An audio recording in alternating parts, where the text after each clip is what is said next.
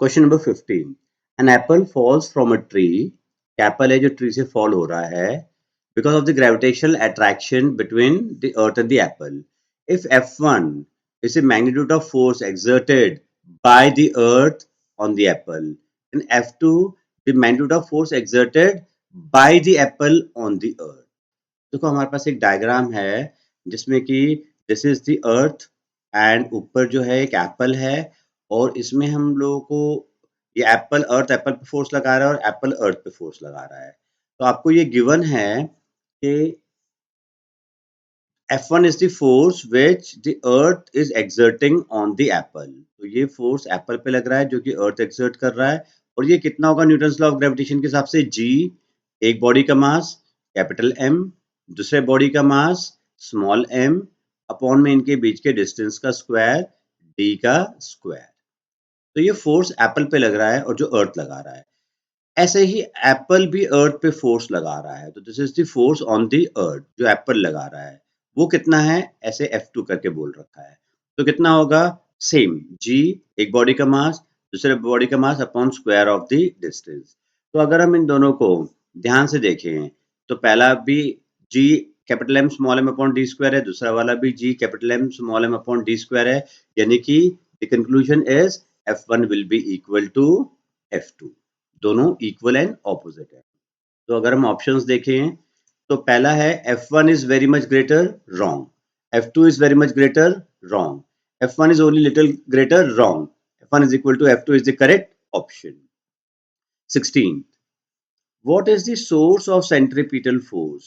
हमें सोर्स बताना है सेंट्रीपिटल फोर्स का that a planet requires to revolve around the sun जो प्लैनेट पे लगना चाहिए अगर वो रिवॉल्व हो रहा है around the sun and on what factors does this force depends। तो we have a diagram here जिसमें कि ये सन है और एक अर्थ है यहाँ पर। तो अगर हम इसको थोड़ा ध्यान से देखें तो अर्थ रिवॉल्व कर रहा है अराउंड द सन। तो this is the circular path in which the earth is rotating around the sun। और किसी भी बॉडी को सर्कुलर पाथ में ट्रेवल करने के लिए सेंटर की तरफ एक फोर्स चाहिए होता है। This force is known as centripetal force. ये फोर्स को नेचुरल फोर्स प्रोवाइड करता है and this force here in this case is being provided by the attraction of sun on earth that is a gravitational pull which the sun is exerting on the earth। तो पहले part का answer ये हो गया कि it is the gravitational pull of the sun on the earth which is providing the necessary centripetal force.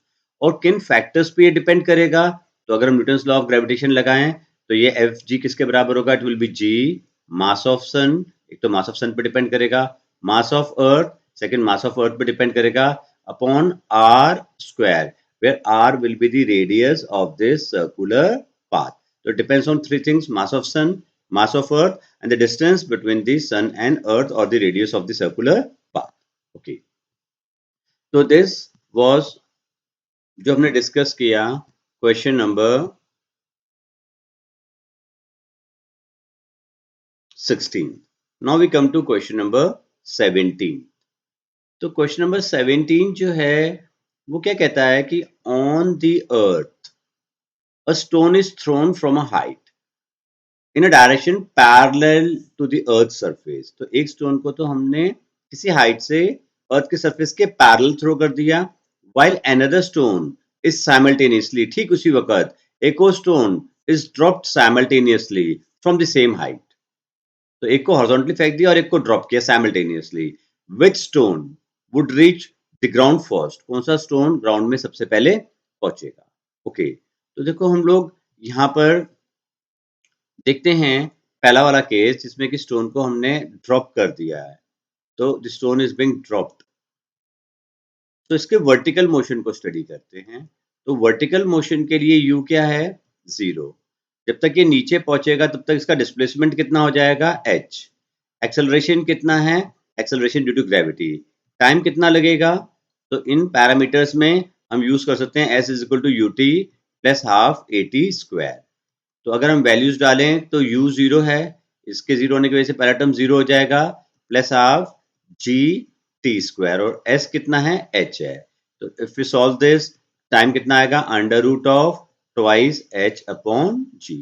जितना height ज्यादा होगी उतना टाइम ज्यादा लगेगा। ओके, सेकेंड केस ये वाला है जिसमें कि हम एक स्टोन को ऐसे हॉरिजॉन्टली फेंक रहे हैं सेम हाइट से। तो we have given some velocity, तो ये इस तरह से आकर के नीचे गिरेगा। ओके, लेकिन हमारा इंटरेस्ट वर्टिकल हाइट को ट्रैवल करने में कितना टाइम लगेगा उसमें है, तो हम लोग वर्टिकल मोशन के ऊपर कंसंट्रेट करते हैं।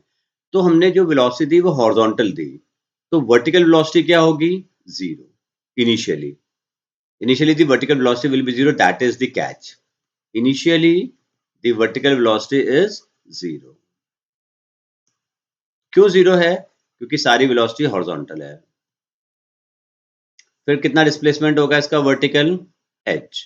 एक्सेलरेशन ड्यू टू ग्रेविटी कितना होगा, g। टाइम कितना लगने वाला है, तो अगर हम ध्यान से देखें तो we have the same parameters. जो ऊपर थे पैरामीटर्स वही पैरामीटर्स नीचे हैं। तो as a result same equation लगाएंगे तो सेम टाइम निकलेगा, under root of twice H upon G. तो कोई भी स्टोन पहले नहीं पहुंचेगा, both the stones will reach the ground simultaneously. Now we focus our attention on the 18th question. Suppose gravity of Earth suddenly becomes zero. किसी वजह से अर्थ ने अट्रैक्ट करना बंद कर दिया, ग्रेविटी जीरो हो गई। In which direction will the moon begin to move if no other celestial body affects it?